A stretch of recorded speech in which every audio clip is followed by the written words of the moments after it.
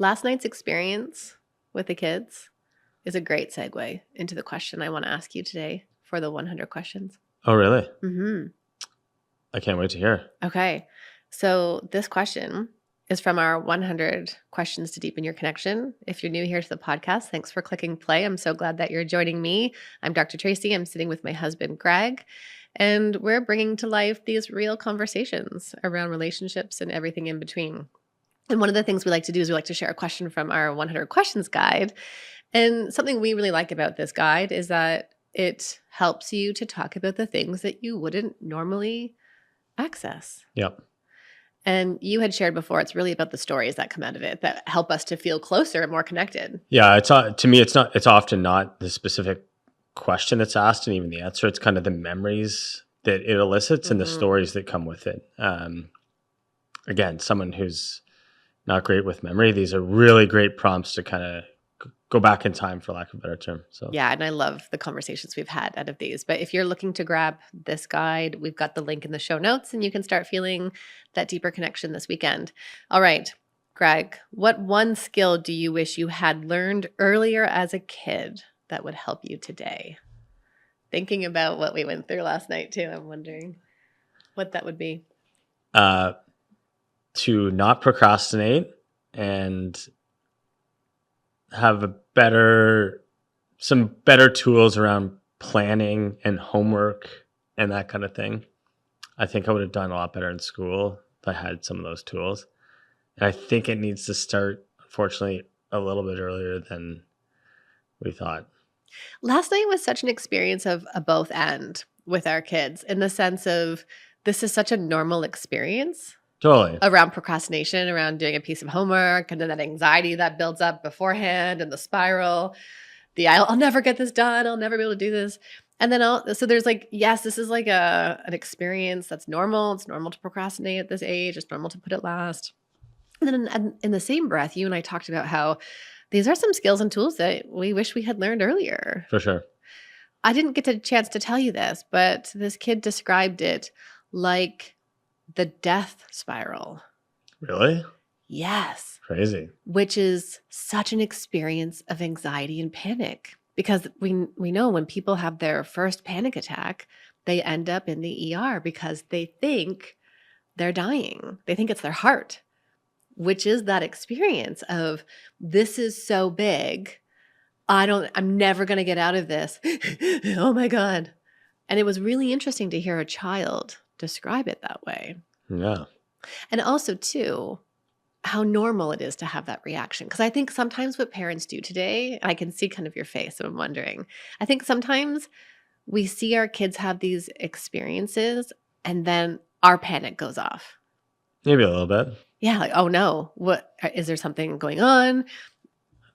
Maybe not panic, but like what did we miss in the interim? Because I also asked this kid, how long have you known about this? Right. Long time. Well, what was a long time though? A week, 2 weeks? Well, a week or two. Yeah, I mean, I think they had been working on it for a while. Or not, but anyways. In class, yes. Yeah. Yes, right. So there was something that was due today, and we worked through it. So, and when I thought about the question of asking you this today, I thought, yeah, it's really interesting because what I ended up doing last night was kind of turning into this mini CBT therapist of, okay, tell me about the last time you did this. How did that go? Oh, you got through it. Okay, look at the evidence there. Yeah. Okay, let's slice this thinner. How much weight does this have in the whole year of what you're experiencing and how the outcome's going to be? Interesting. Yeah, so that perspective shifting was really important. And also noticing my own urge. I hijacked your question. I'm so sorry. But noticing my own urge to want to just make the feeling go away, to not allow my kid to sit through anxiety and frustration and fear. And for me to want to be like, it was such a gut emotional, like it was just this like, oh, it was so primal and visceral of like, okay, we'll just wrap this up. We don't have to do this right now. We'll go to bed. We'll have a good night's sleep and we'll start tomorrow.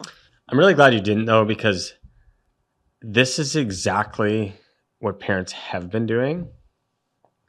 It's like we talked in a previous episode about emotional bypassing. It's like they're doing that for their kids. Yes. And it does I'm not a parenting expert, but man, I believe it does a massive disservice to them. And Well, some of the parenting experts who I believe have said similar stuff. yes. Yeah, absolutely. And What there's a is this spectrum, and called? it's This isn't helicopter parenting. Helicopter parenting is over and managing everything, managing the outcome. Is this snowplow parenting where we're like removing the emotion, removing where we say we're not going to keep score on the soccer team anymore to see who won or lost. We're just going to take away that. Is it snowplow? Anyways, it I won't. doesn't matter. It doesn't We matter. all know what you're talking about. Yeah. And it's the other end of the spectrum. Right. And it's not, I believe it's not helping our children. Yes. And I also don't rant almost over. I actually also question what some of the schools are doing to either almost exacerbate this. I'm not too sure what you mean, but my brain keeps thinking about do you mean in terms of not helping them learn tools to deal with frustration? Yeah, they put them on the screen and say, build this thing, and then you have to present it in a week. Right. Okay. Is there, and maybe they are doing it in fairness, and we don't know about it. Yeah. So. I think there's that piece of it. This is kind of an interesting part though. I'm thinking about one of Dr. Becky's videos that went around the frustration piece and around Greg's just giving me the time signal. And yes, I know about the time. Just wanted to finish this part. Thank you so much. It's good. Sorry. But this idea between this discomfort of not knowing something and then being in the learning space and then learning something. And it is about tolerating frustration. That's what I teach my clients. I always remember the first time in my own therapy saying to my psychologist many years ago, I'm frustrated that I do this people-pleasing thing. I'm so frustrated. And she said, good, be frustrated because that's the moment you'll want to change. So I love telling my clients to be frustrated. Okay, hey, let's talk about this conversation today. Hang on. Oh, sorry. Hang on. Part of this question to work is you have to ask each other, Dr. Tracy. Oh, that's why. So you can maybe answer yours a little more succinctly, but the question, I'm going to mirror it back to you. I wish I had learned to be okay with my feelings earlier on. Isn't that big answer? Tight time, big answer. Yeah, right. But again, you think of the context in which we grew up in. Feelings weren't okay back then, and that was a really hard learning piece for me to then really just be okay with them. And I think that would have been a big contributor to some of my own frustration that I experience. Some of the times where I would be really porous with my boundaries and not express what I need and then grow resentment underneath that. And so they all tie together. So that's how just knowing that I'm a highly sensitive person too, it would have been quite different. I'm sure we'll circle back to that in a future episode. We're just kind of doing this off the cuff here. Do we have time to talk about that, like defensiveness? I feel like I kind of want to do that piece. The defensive, like you're being defensive versus explaining. Sure. I want to do this because I think this is like the theme of communication. So we started this conversation and I said, we need to have this conversation because what is the difference between explaining yourself, explaining where you're coming from, and then defensiveness? And truthfully, in the context of where this came up is there was someone who had commented on one of my reels and it was a really interesting comment. And so I had reflected back what they said and validated it and then provided an explanation of where the reel was coming from. And then someone else came in. It's always interesting to watch comments. Someone else came in and said, well, you're just being defensive. And when comments come in like this, I really do. First, I value my community so deeply. And so when someone's going to hold a mirror up for me, I'm going to think, I better think about this. Even if they don't agree, which is really important. Yeah, right? So I don't want everyone to just hold this like parrot up to me and be like, oh, so great, so great. No, challenge my thinking. I love that. So I took a step back and then I came to you and I said, am I being defensive when I explain this? And then what's the difference? And you and I were both like, wow, I bet people really struggle with this one. It's a fine line. It is a fine line. I think it's very context dependent. Mm-hmm. Are you interacting within a romantic relationship? Are you explaining something you've put out on social media in a public forum? I think the relational to someone you're married with is much different than some rando on the internet. Yeah. Even if you value that they're engaging with your stuff. Yeah.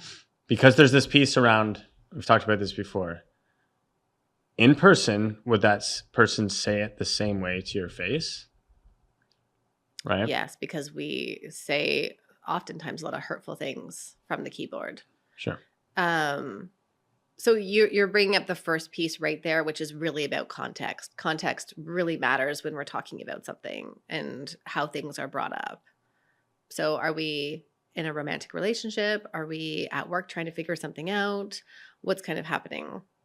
Yeah, like let's talk about what's the difference. And I think there's this, I go back to the bridge analogy that I often talk about how two people will be standing on their own sides of the bridge, and our job is to walk across the bridge and to try to understand where the other person is coming from, and then to take turns doing that, essentially, right? And that is an invitation. In order to invite someone over, I think the first thing we have to do is to validate what the other person is experiencing, to say, oh, hey, I recognize, yeah, I understand how you can experience that way. My mind can see how your mind thinks that. And that makes sense, right? That's a form of validation.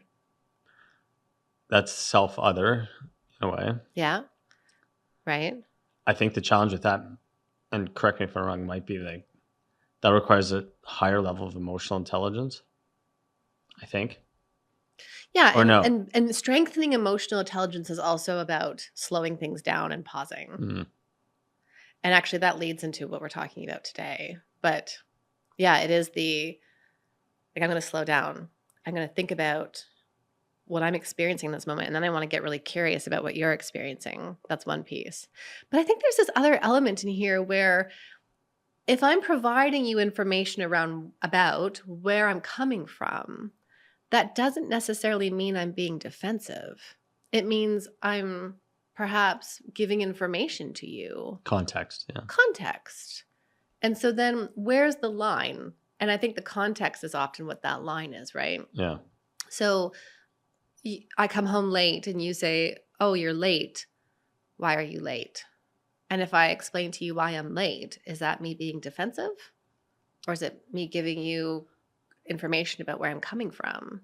I think in this case, language and tone would play a big impact on that.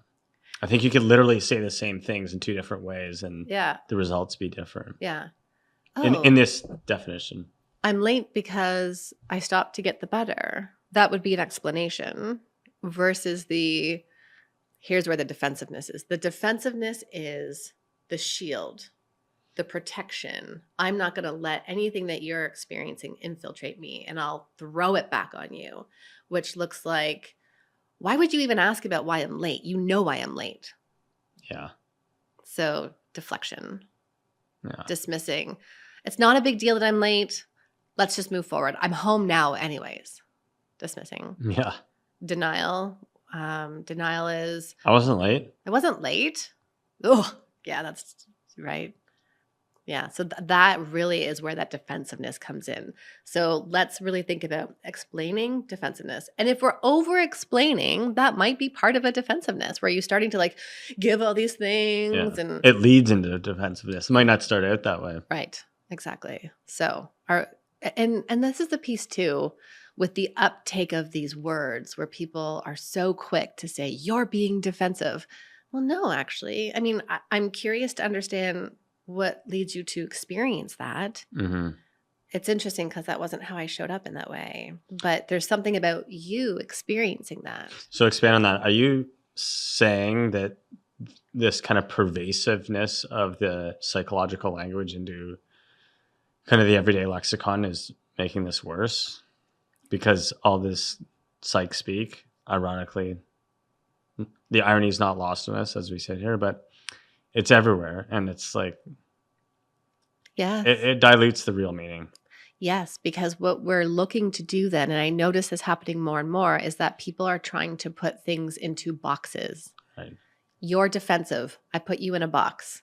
You're gaslighting me. I'm putting you in a box. That's a Totally. You're being manipulative. I put you in a box. And our brains like to do this. Our brains stereotype intentionally because we categorize information faster. But as a result, we lose the nuance and the context of what it means to be relational. Yeah. What it means to be co-creating our worlds with other people. It's the internet age stereotypes. Yeah. We've gone from physical stereotypes to emotional ones in a way. Yeah. Yeah, it's kind of gross, truthfully. Yeah, it's sticky. Okay. Anyways. So today's conversation is how people express themselves. And this is it's a really normal way of expressing themselves, actually. But it's a sticky one that shows up in our relationships because it ends up putting the issue on the other person. That's interesting, eh? Yeah. So this is an expression that I know we've all said at one point or another, which is, and we're going to break this apart and then talk about how to move through it. Yeah? Yep. Okay. So when you say to your partner, I want to tell you this, but I'm afraid of your reaction.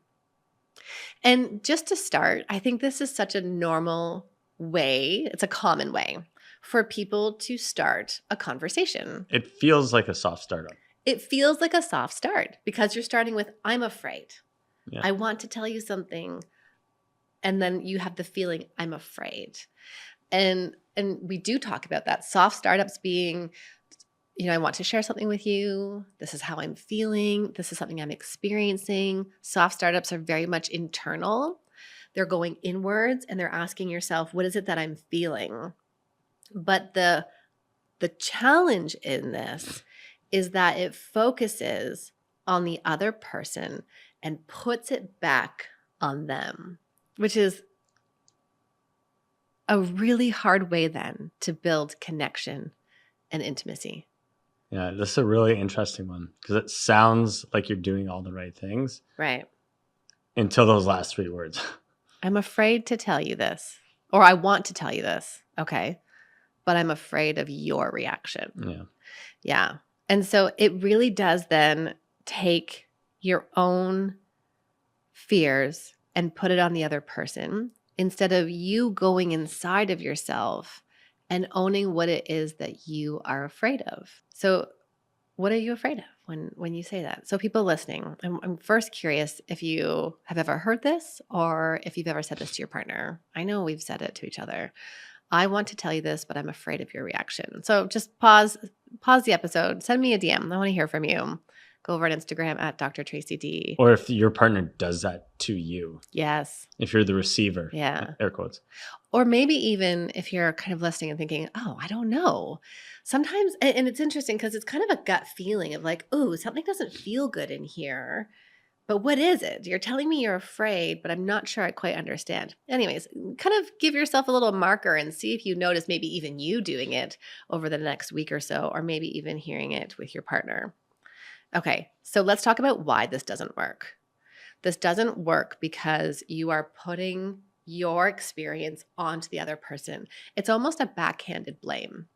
So it's like if you were different. So I'm going to reframe how this comes out. I see what you mean. Yeah. If you were different, then I could not feel so afraid and tell you this. Yeah. Yeah. It's your fault. It's your fault. In so many words. In so many words, yeah. So it's like, oh. It's really interesting, yeah. And so I think we then want to, again, start slowing down how it is that we communicate things and what it is that is really happening inside of us. This is also one of those places where your negative cycle can completely take off and create distance, create conflict, anger, frustration. And sometimes it's maybe even confusing because I know you and I had talked about this and it's like, well, I'm trying to tell you that I'm feeling scared to tell you something. It is confusing. It's a little bit confusing. Okay. Yeah. So let's get really clear then. What we want to do in communication is to build intimacy and vulnerability. In order to do that, we have to take risks. We have to step into the relational arena and we have to let the other person know what our experience is. But we stop ourselves from doing that by then displacing it onto the other person. Yeah. Because if you respond differently, then I'd actually be able to do this. Yeah. But instead, for people listening, the question then becomes, what's actually happening for me? What am I afraid of? What am I afraid of happening inside of me? And that's what we want to be able to share. So the way we then want to rephrase this is by going inwards and into ourselves, which is going to sound like, I want to tell you this, but I'm afraid of rejection, but I'm afraid that I'm not enough, that I'm afraid that actually I don't really matter. It's a subtle difference, eh? Because it's just you're saying the same thing, but in the end, you're kind of coming back to yourself instead of that dumping onto the other partner. It really is a subtle difference, but powerful. It's such a subtle difference that I think could completely change how a conversation goes for a couple. For sure, because if that's how you're starting with this implicit blame, like it's not a great start. And it's confusing, I think, because then when we say, well, I started by telling you I'm afraid. I started with a feeling. I told you my feelings. Yeah. Well, hang on. Yes, the feeling was attached to a blame, though. Right. Because then you're saying, if you were different, if you could do all this stuff, then we'd be fine. And so the subtle shift is going into yourself and trying to understand, what am I feeling? What do I need? Yeah. And it's often not anger and frustration. That's the secondary emotion. That's the emotion that's protecting you from feeling the deeper stuff. The core emotion in there is something softer and much more painful. It's often around fear, sadness, loss, pain. And they're attached to these core needs and longings that are really hard for us to talk about. This is not about the house being clean. This is not about planning a date night or, who's doing bedtime with the kids. This is about, do I matter to you? Yeah. Am I important to you? That's good. Okay, so in that moment, you talked about slowing down. How do we execute this? Well, I think when it comes to communication, we do want to spend more time beforehand reflecting on what it is. Okay. It's the awareness. So awareness first. It's always awareness first. What's actually happening for me? What am I struggling with? Oh, okay. There's that feeling again. Or there's this event that happened. Maybe it even starts with an event. And oftentimes events are outward. We think of what the other person does. Okay, so we've got the event now, and we've got something that feels sticky. It feels hard. Maybe you're angry and frustrated. This is the anger part. And then we need to then go underneath that. And that is sometimes about doing some journaling, going for a walk. It's about maybe even thinking to yourself, what does this remind me of? What's the hard feeling underneath here? So I think what you're saying is you're planning this conversation in a way. Yeah, right. Because it's not just this, and again, vulnerability is what we want to go for, because that leads to connection, leads to emotional closeness, it leads to overall intimacy. And that's what we want. And so if we're struggling with vulnerability and we go to our partner and say, I want to tell you this, but I'm afraid of your reaction. Like if you're trying to be vulnerable and to open up and to build emotional connection, that's going to backfire. So instead, slowing it down, taking time to reflect on it. What's this actually about? And sometimes even, I'm thinking even of the new guide that we released about our stories, the assumptions and perceptions we tell ourselves about each other and our relationship. Sometimes it's even about asking yourself, what story am I stuck in right now? Yeah. What's the narrative you're perpetuating? Yeah. And that story might be, he doesn't care about me. Okay, great. Identified the story, but now what's underneath the story? And sometimes that can even be a sentence completion of, I'm afraid, I need, or I long for, which are really, in some ways, those are hard things to ask ourselves. They feel big. Yeah. Yeah. But for many of us, we've never really done that before. So it feels like you're flexing this new skill. Right.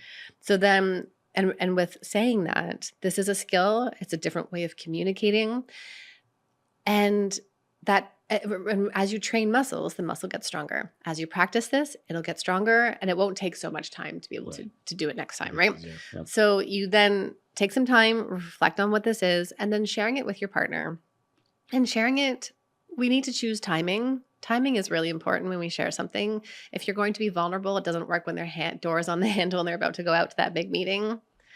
But to be able to share from that softer position and that place of vulnerability. And then the other experience, though, is, and every time I do this with my clients, especially when I'm working individually, and I ask them, what do you think your partner would do in this moment? And the response is, oh, I know that they would respond in a softer way. I know this brings them closer for some people. When they use that better startup. Yes. Right? Because that softness brings people in Yeah. rather than I'm afraid of your reaction. Boom, I'm putting it on you. Yeah. Interesting. Be curious to hear from people. Is this something that happens a lot for them? It sounds like it's something that I haven't given it a ton of thought, but it sounds like it's something that comes up with your clients quite a bit. Yeah, it does. Because it's the sticking point in terms of how we communicate and how we get our partners to understand what's the inside piece. Can we actually go inside ourselves and share that part rather than making it about them and what they do? Mm-hmm. Right? Yeah. What would be some other examples? Some other examples could be something like, I would have, I'm just going to. I was going to ask this. So keep yeah, going. I would have said yes to have sex last night, but you blah, blah, blah, blah. Yeah. It can show up in many different ways. In many different ways. Yeah. Or this deflection or putting back on. Yeah. And instead of saying last night, I didn't say yes to having sex because I felt lonely and disconnected. That's me inside, not deflecting, putting it back on you and what you've done, which is so different. So different. Yeah. Even just to hear you say it. And then here's the piece too, is that if your partner doesn't meet you in that vulnerability, then you don't need to keep pressing to try to get them to understand it. But what's important is that you have communicated that. You've put that out there. Yeah, you've kind of planted a seed, eh? You plant a seed. Yeah. And maybe then they'll come back to it. But you know that you've communicated in a way for them to try to understand you. And then you have more information. Yeah. So it's not about escalating. See, I try to be vulnerable with you and then you don't even understand me. Yeah. No, it could take some times of trying it this way. And it might even then have another conversation around, I've been trying to come to you with a little bit more vulnerability and I've noticed that we just keep missing each other. Yeah, I think it's important to flag that because some of these scripts, for lack of a better term, that you're offering are very good, very strong, but we can't control their reaction. And we might not always get the reaction we want. Yeah. But it's still the right thing to do. 100%. And I think what you just said is important. You're going to get more information. You're definitely going to get more information from how they respond to this versus you dumping your shit onto them. Right? Yes. Think about it. If it's like a fact-finding mission, yeah, might not go the way you want, but that's totally. That's key. Okay, so this is it's like we're taking apart this one sentence and trying to reframe what to do differently in these moments. So the goal in our communication is connection and understanding. And the goal for intimate partners is around intimacy and vulnerability. And anytime we communicate something, we want to do that with intentionality. And we want to imagine that we're stepping onto the relational arena into this space of vulnerability and taking a risk. We don't know how it's going to go. And your partner could respond in ways that surprise you, or you get more information. But the idea that is when you communicate to make sure you're going into your own stuff and your own experience and those harder emotions and needs, rather than putting it back on the other person and asking them to be different in how they show up. And that is a starting place when it comes to all of this work. Yeah, big time. This conversation is such a great example of the in-depth pieces that I teach people inside my Be Connected relational program, where I really do walk people through identifying your triggers, what's your negative cycle, what's actually underneath your cycle. I'm going to give you a clear label of those primary emotions, of all of those longings and needs, and be able to then have different conversations so that you and your partner end up feeling close and more connected. And I have loved supporting people through the 5 years of this program. It has been available online for people. So if you are ready to learn something different in your relationship and to feel closer and let go of those resentments, I've got the link in the show notes for Be Connected that people can go there. I think what's really cool too with Be Connected is I'm thinking of someone who's maybe struggling to have this hard conversation or speak like this. Like it's a skill. It's not necessarily easy to do. You do a monthly coaching call. Yes.